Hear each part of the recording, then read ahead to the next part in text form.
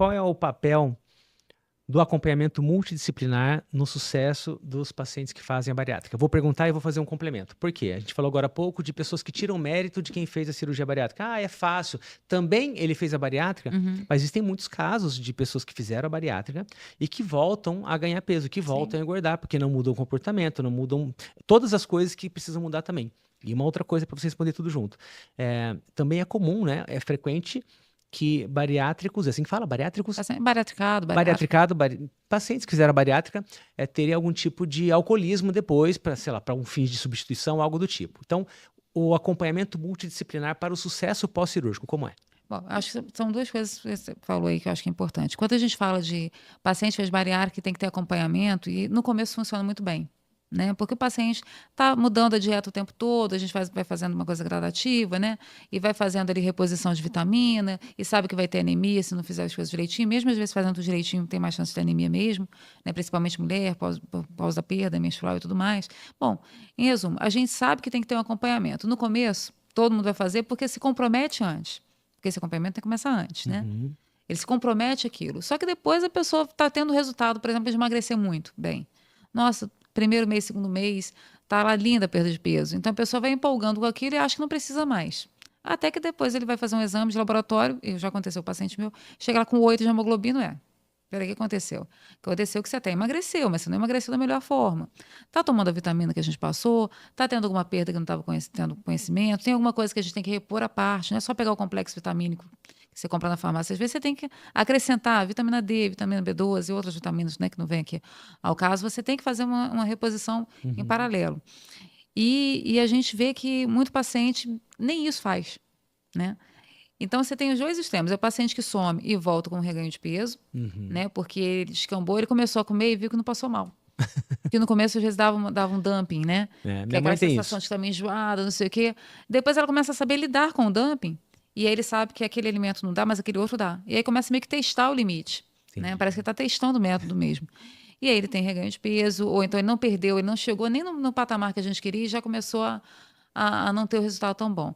E tem um outro excesso, né? Que é quando a pessoa está vendo que está perdendo peso, fica tão empolgada com aquilo que ela começa a cortar a refeição, cortar o horário de comer. Isso também não é legal em pós-operatório de bariátrica. Esses jejuns prolongados não são legais. Você Uhum. tem como fazer isso melhor, né? Se esse trecho tá legal, imagine o episódio completo. Ó, o link para você assistir na íntegra tá aqui na descrição do vídeo. Aproveite, se inscreva no canal, ative as notificações para receber todos os avisos aqui do meu canal no YouTube. E deixa o teu like. Dá um trabalhão fazer um episódio com essa qualidade e isso tudo é para você, sem custo nenhum. Então, se inscreva, ative as notificações e deixa o seu like aqui no canal. E o paciente começa a perder peso, ele se vê no espelho magro, ele está feliz, mas na hora que você vai fazer um exame de laboratório dele, está péssimo. Na hora que ele tem que passar por uma cirurgia plástica, por exemplo, reparadora, lembrando que cirurgia plástica pós-bariátrica é incluído como cirurgia plástica reparadora, ou seja, os planos de saúde têm que cobrir, o SUS tem que oferecer, né? Claro que não são todas, mas assim, pelo menos abdômen, normalmente mama, são cobertos pelo plano de saúde, né? Porque precisa ser feito mesmo, né? Não tem muito jeito de você ficar bem sem fazer aquela cirurgia quando você perde muito peso. Mas na hora que ele vai fazer a cirurgia plástica, é que ele volta para o cirurgião bariátrico, para a equipe e fala assim: nossa, eu fui lá, e o cirurgião plástico pediu o exame aqui, veio com a hemoglobina baixa, a proteína está baixa. Ele falou: não vai me operar desse jeito. Eu falei assim: mas não vai mesmo. Porque a cirurgia plástica é reparadora, mas ela é eletiva. Ou seja, não é urgência.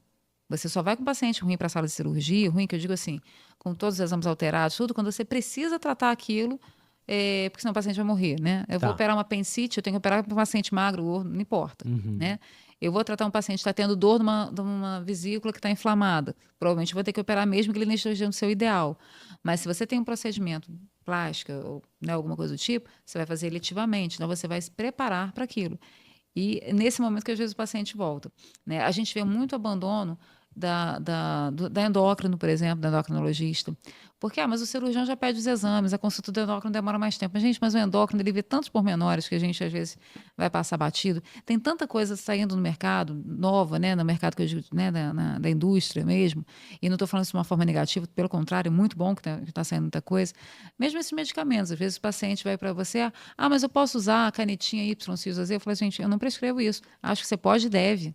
né? Dependendo da situação, você pode e deve. Mas você vai passar no especialista que vai te orientar certinho como é que você vai fazer, quando é que você vai graduar cada dosagem daquilo, quais os cuidados que você tem que ter, né? Só entender que, assim, se você for fazer uma cirurgia, cuidado com o jejum, porque o estômago costuma estar cheio, né? Então, assim, e falar é outro detalhe também. Muito comum, o paciente, ele às vezes omite alguns medicamentos que ele usa, porque ele acha que não tem importância, né? Que não tem problema.